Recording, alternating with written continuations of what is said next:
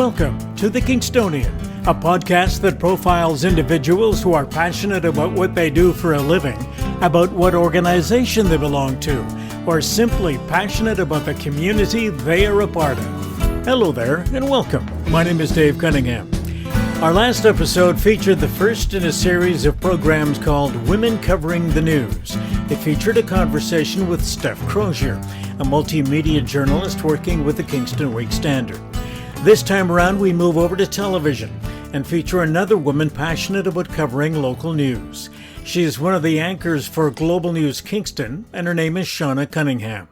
Our conversation was recorded in mid-September using Skype. Shauna, welcome to the program.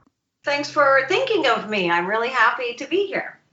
Now, even though we share the same last name, as far as I know, we're not related at any particular point. Yes, I'm in the same boat. I haven't done any of those, 23andMe or anything, and I haven't found you to be some long-lost relative, but who knows, right? We are going to talk about you and your passion, and one of the things that I did read when I was looking at your bio online was the fact that you like to tell stories that connect with people. Can you give me an idea of why that is something that you're passionate about? Well, I think that having worked in this industry for quite some time now, I've had the opportunity to do a few different things.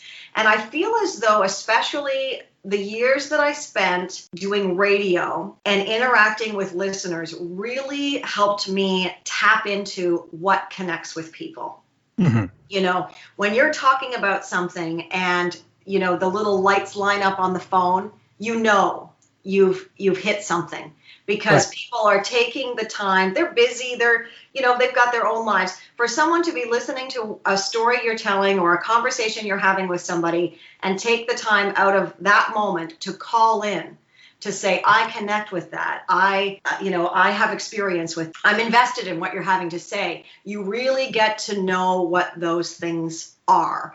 And I was able to work with some people over the course of the time that I've worked in the industry that have really helped me figure that out.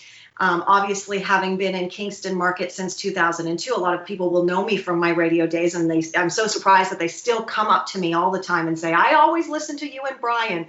And the Brian I'm talking about is Brian Scott. And he was certainly one of those people that helped me figure that out. I remember in the very early days, we were doing a show. It was leading up to Thanksgiving, and I was telling him about the first turkey that I ever cooked. And I cooked it with a bunch of my girlfriends. We all lived in this townhouse in Ottawa, and we decided, you know what, we're going to be adults. We're going to cook a Thanksgiving dinner, and we're going to invite our parents or grandparents. And so because I worked in morning radio at that time, my job was to get up, put the turkey in the oven. I didn't realize there was anything in the turkey to take out. So later that day, a roommate is cutting the turkey open, and I'm pouring drinks in the other room. Everything's going great. We've got tablecloths, very fancy. I hear my roommate say, Shauna, and I go in. She's like, what is this bag of stuff? I don't know. You just told me to put the turkey in. Anyway, Brian Scott had me tell that story on the air, and we had a taxi driver call in, and he just thought it was really funny. We had somebody else call in and say, don't worry about it, Shauna, I've done that too. And it's just those simple moments, I think, those human moments that really connect the most with people. And now working in news, as a parent, there are stories that we tell every day that I know if it connects with me, it's going to connect with somebody else who has a child. And that becomes a skill in some respects, is finding those kinds of stories that do connect with people, even though some of the stories are very simple and common to a lot of people.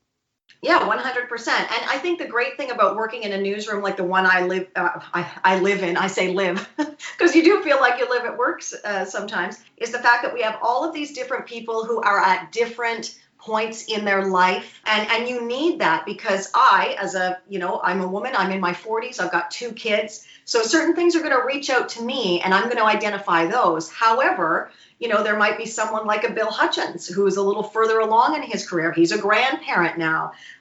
He's probably thinking more about a retirement date, not that anytime soon or anything like that, but we're at different stages in life.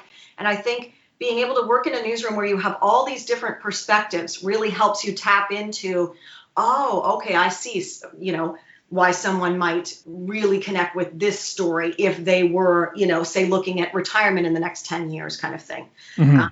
So I think that has helped too, working in these larger newsrooms with different people at different stages of their life, because you have to, in news, you're constantly looking outside of yourself, because you wouldn't be able to do the job if you were only thinking about your own perspective every day, right? Mm-hmm. I was talking recently with my son, and the name Wolfman Jack came up, who was a legendary radio broadcaster from the 50s and 60s. And I was talking about him as if my son knew who he was, and he had no clue who this guy was. So the story had no meaning to him at all. But that's what you're saying, is you got to be able to adapt and make sure that you are focusing on just not what you know, but what other people should know as well. Let's go back to the beginning and how you got started in this business. Why news? Where did that come from? So my grandparents lived in the Ottawa Valley, and I would spend my summers with them. And, in those days, you had only a few channels on the TV, right? They lived very rural area, didn't have cable. So we had CBC, we had Global, and we had CTV. And those were the channels that we had. And they watched the 6 o'clock news out of CJAI in Ottawa every single night. And I don't know, there was something about that routine. And even as a young child, I remember watching the news and seeing, sometimes things that I wondered about, that were a little bit over my head at that time. And I remember just really connecting with what they did. And in fact, I wrote a letter. So this was back before email and everything. I wrote a letter. I had my grandmother type it up at her work, put it in an envelope. I found out the address for CJOH in Ottawa, and I sent a letter to Carol Ann Meehan, who was the longtime 6 o'clock anchor there. Mm-hmm. And I would have been in grade 8 at the time, because the purpose of my letter was to ask her, I'm going into high school, what courses do you think I should take of my electives to do what you do? And she very graciously wrote me a handwritten letter back, and I still to this day have that letter. And, she told me take typing and any current affairs type courses and things like that. And just from a very early age, because what would I have been then? 12, maybe 13, 12, I think. I just knew I wanted to do it. And I actually remember going further back, going down to my grandparents' garden. They had this massive garden, and being down there and all alone and using like the end of the rake or the end of the hoe and saying my name and CJOH News over and over and over again, like a reporter would at the end of a story. Right.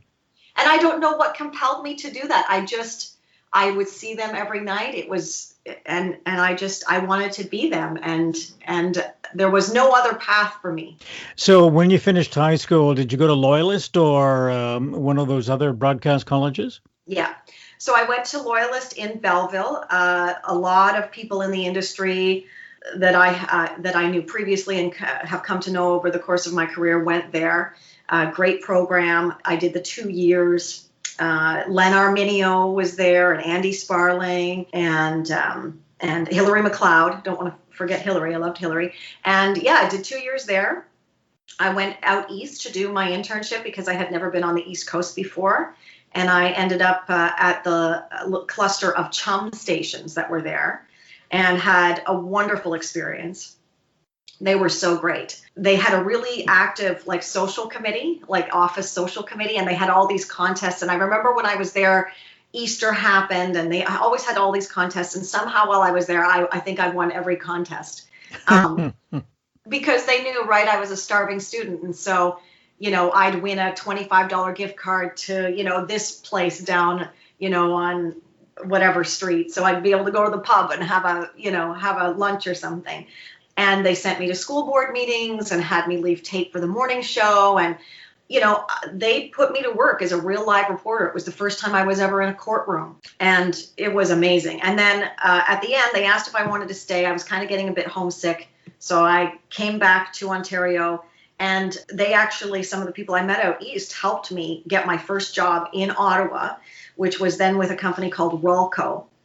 And I started doing weekend news at what was then Magic 100, and they had a sports AM radio station. So you never did DJ work; it was always news or sports. Always did news or sports, traffic and weather as well. Yeah, I was very news focused. And then when I came to Kingston, I came in regionally to do afternoon news with the chance to move into like kind of a news director position in the first few years. So that was great.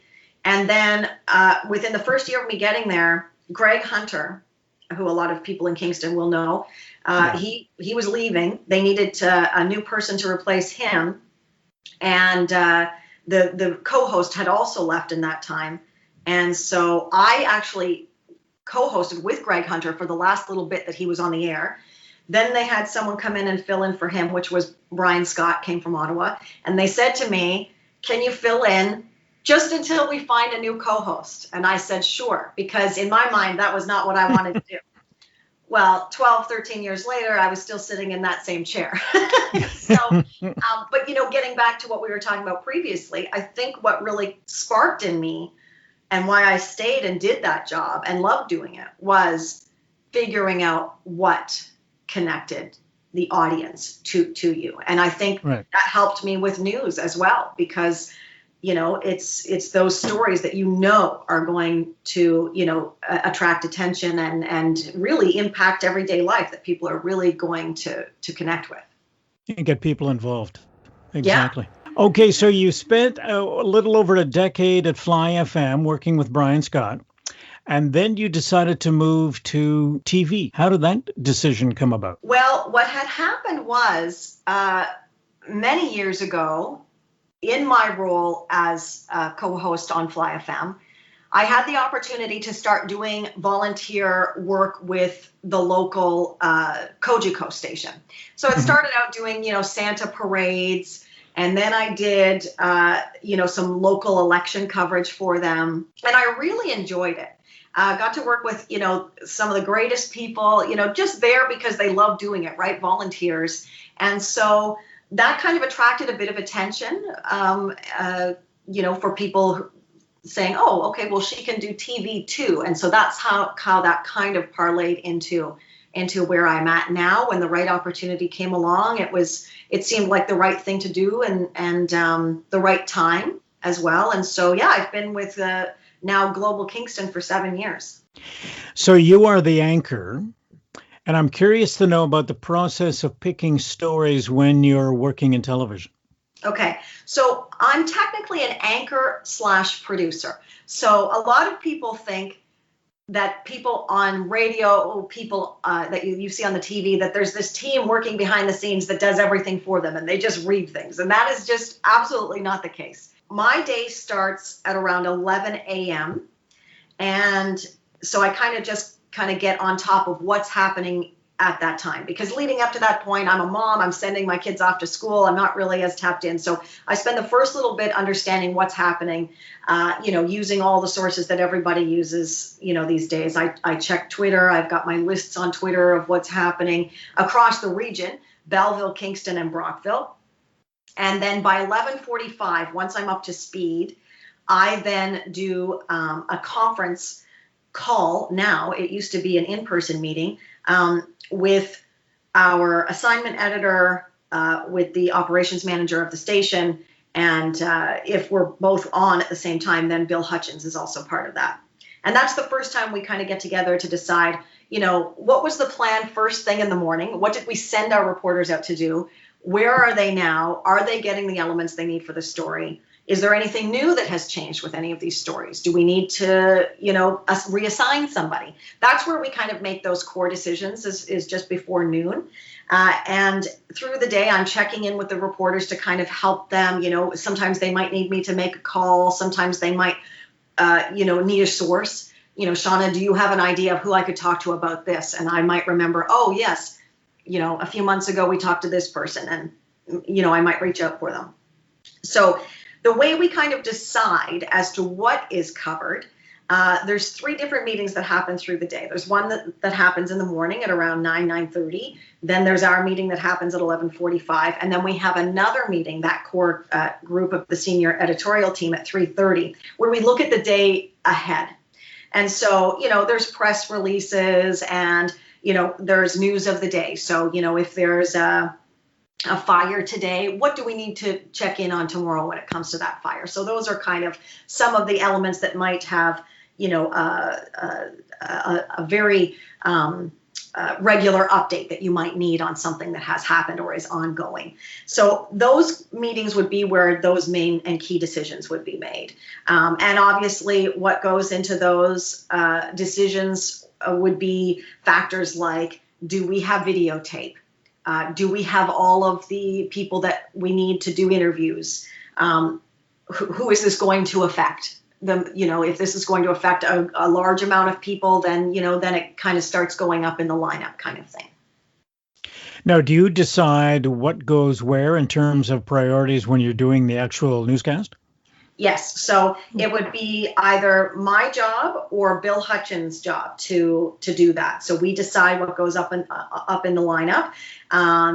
And a newscast is an hour long. And so you obviously want to put your most important stories at the beginning, right? That's what people expect. But you also want to make sure that people want to follow along with you for the whole hour. So that's where, you'd have a story that I call, it's a teasable story. So right before the commercials, you might see a few little snippets of a couple of stories that are coming up. And those are the stories that we've specifically selected that we think as a viewer, you might see that little tease and say, oh, I'm going to stick around and I'm going to keep watching because that is an interesting story.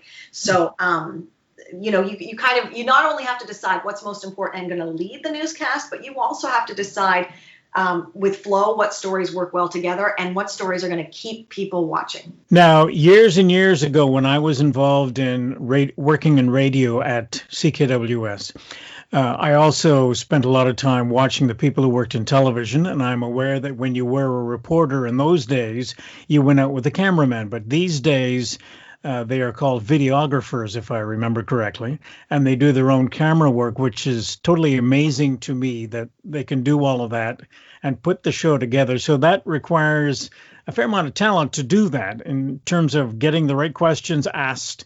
And I know I have been the subject of a couple of those interviews over the years, and I'm just amazed at how people do that. And do you find that there's been some sort of change? And I guess one of the things I want to talk a little bit about is the change in technology and how that affects you and how you do your job. So this business, let's start with videographer. So that's something different from the days when I was hanging around Queen Street. Yeah, and we're starting to see exactly what you're saying has happen in some of the larger markets even now. Like a Toronto would now see reporters who have traditionally always been out with a camera person now starting to do their own shooting, which requires an incredible amount of talent, of hard work, of time management to be able to do all of that. Of course, now in the world we're living in right now with COVID-19, it makes it even more challenging because some of your interviews, you're going to have to stop and do them how we're doing the interview. You're going to have to do a Skype interview a lot of the time because, those in-person interviews are just not something that we're doing like we had been in the past. But yeah, it takes a lot of work on their part. And I think people, if they were to follow one of our videographers around for one day, they would be amazed at what they are able to produce because not only are they doing the story that you see, right? So, you see Darren Davis doing this story. You see Craig Krause doing this story, Mike Postovit, Jennifer Bassa. But also there's other elements of the newscast that they are also responsible for that you, the viewer, would have no idea. So, Darren, for example, might be assigned to do, this larger story on a bigger major story. But then he's also assigned to go and gather the visual elements for a smaller story that maybe an anchor like myself would talk over. But he's responsible for going out and getting those visuals of, say, a check presentation or a grand opening or, a new bus stop, whatever it is. Darren would also have to make time in his day to go out and get that as well. So I'm listening to you talk about the kinds of things that you do, and it seems to me that you don't get much opportunity to get up from behind the desk and get out in the field to do reporting yourself. Is that something that you miss? I do, because, that was the beginning of my career when I worked in Ottawa. What ended up happening was very early on in me working for Rolco. Rolco was, they sold the radio stations to Chum. And that meant that I moved in with 580 CFRA, which is News Talk Radio in Ottawa. And I was a reporter, and I went out and I went to city council meetings and things like that. And then it is different being in the studio. But luckily, I have had the opportunity to go out on occasion to do some live things in the field and do some interviews myself. So one example of that would have been, the plane crash that occurred in Kingston late last fall. I went to the scene and reported live that night because logistically it just made sense, because they were having the Transportation Safety Board was having a very last minute press conference, and it just wouldn't have been able to been done the traditional way we would do it, where we would send a reporter, they would file a report. So I just went and listened to the press conference, and then turned around and looked at the camera and, spieled about what had just been relayed. So I do get a chance sometimes to go out and do those things, and I really do. I really do appreciate and love to still have those opportunities. Now, in this particular series of programs that I'm doing, I'm talking to women who are covering the news from different perspectives and different media. One of the questions I'm sort of asking everybody is the business of covering stories that are happening right now. So with television, the expectation is you will send a reporter out, or like you just mentioned, you will go to the press conference or to the briefing yourself and do a live report. But in the case where something is going on in town and people are aware of it because they've seen flames or they've seen this or that, and someone has mentioned this to someone else, and they're looking for current information, and the difficulty is finding out where that information is. Television seems to be something that you have to wait for. I guess social media comes into play here. How much of that plays a role in what you guys do? I think you're right. Social media really has leveled the playing field for everybody. When it comes to immediacy, certainly traditionally radio would have had the upper hand there, because they can just go to air. Whereas you would have to wait for the 6 o'clock news, or you would have to wait for the paper to come out tomorrow. But social media means we're really all competing in real time. A good example of that would have been December 17th, a few years back. It was actually, I had started at CKWS in September, and on that day was my first day doing the 6 o'clock news. I was filling in that day doing the 6 o'clock news with Bill Hutchins. And that was the day that the huge fire erupted at that construction site of the apartment building at the corner of Princess and Victoria. So that, you only get a few of those days in your career as a news person, where just everything is happening all at once. And so on that day, yes, social media. So one of the things, we actually sent 3 videographers to the scene that day. And so, it was interesting to get all the different perspectives because it was such a big scene, but also it helped us tap into, reporter A, we need some of your video online now, or can you please tweet where you are right now, a 30-second video or something like that.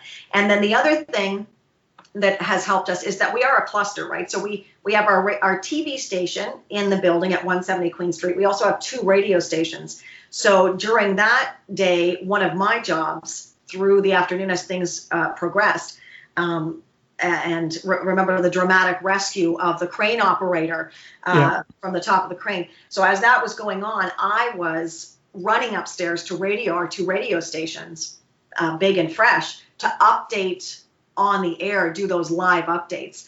And then the whole time someone is covering social media. Now we have an online journalist, and they only do online. People would not know her. People would not, recognize her face. Her name's Alex Mazer, and her only job is to do online news for us. So that shows you the progression, right? Like a television station now has in-house in a market the size of Kingston, someone who only focuses online. Do you have a sense where this is all going in terms of covering local news when you take into account social media, technology? Are people going to spend more time focused on social media as opposed to television or print or radio? Well, I don't see the traditional mediums going anywhere anytime soon. I think that people are still tuning in to us at 6 o'clock at night. I think people are still, reading the newspaper. I think they're doing so online, but I also think they're doing everything online. So, people are viewing the 6 o'clock news online. People are viewing our stories online. It's almost like it's just online, and social media has just opened up a new avenue for us to share our content. And in some cases, sooner than you might see it at 6 o'clock kind of thing, and with some additional details. I think some of our videographers are really good at kind of collecting and putting out little snippets through the day that keep you informed along the way, and then you see their fully expanded piece at 6 o'clock. So I just see it going hand in hand for the time being. I certainly think it's a great tool for us to use, and like I said, it is really leveling the playing field for everybody. Everybody's still at the table and everybody's competing, which kind of makes it exciting in some ways. Now, I want to wrap up with having a bit of a discussion about the role that you're playing at Loyalist College, your alma mater these days. You apparently go there to teach from time to time. So what is it that you do there? So I teach part-time because obviously I work full-time at Global Kingston. And so 5 years ago, I was asked to come, and they were implementing a new course in the radio program. So Loyalist had a program for journalism, and then they had a separate radio program. And the radio program traditionally was the one where someone who was going to be, a jock, someone who was, into music or scheduling or sales, marketing, program director, they would take that course. But what they were finding, and I think it is true most certainly, is that a lot of people were getting out there on air in radio, and at some point they were being asked to also take on news duties. And so they felt that they wanted to equip their radio students with some basic knowledge of news gathering. And so they asked me if I would be able to develop that course, and I did, and I've been teaching it ever since. They do it in the first and second years. I've taught a little bit in the journalism program as well, and in the media experience program. And I head down the 401 to Belleville once a week. It's been twice a week, once or twice, and that was a little bit much, especially in the winter semester. Anybody who drives that route from Kingston to Belleville will know in a January situation, it's not always, the best. But so I'm about to start back on Monday. And obviously with what's happening in the world today, some of it is going to be remote and some of it will be in person. I love it. It's so neat being able to interact with people who are at the very beginning of their career with all these, ideas of where they want to go and what they want to do. And to be honest, a lot of times the students that I'm with in the radio program, news isn't necessarily something that they're thinking of, but certainly it's possible that they could do it at some point in their career. So that's kind of neat to have discussions with people who news isn't really their thing, right? So being able to all of a sudden go into a class where I think at the beginning some students are very tapped in, but for them to realize the gold mine that the newsroom is when it comes to being an on-air person, I think that's magical, because really, nobody's going to cover the local stuff except for you, right? And it's going to be the stuff that people connect with and care about. And so I think it's almost come full circle for me in being able to have those moments where I can help them figure out how something can connect with a listener or a viewer. So you get the opportunity to look at the crowd of students in your classroom and see some future Shaunas getting ready to move out into the broadcast world.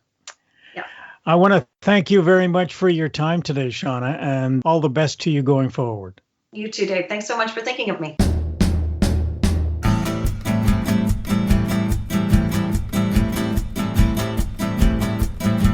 Theme music for the program is Stasis Oasis, a tune written and performed by Kingston musician Tim Aylesworth. If you have any questions, comments, or suggestions about any of our episodes, please send a note to the Kingstonian Podcast Facebook page. This is Dave Cunningham from Kingston, Ontario. Thank you for listening. Until next time.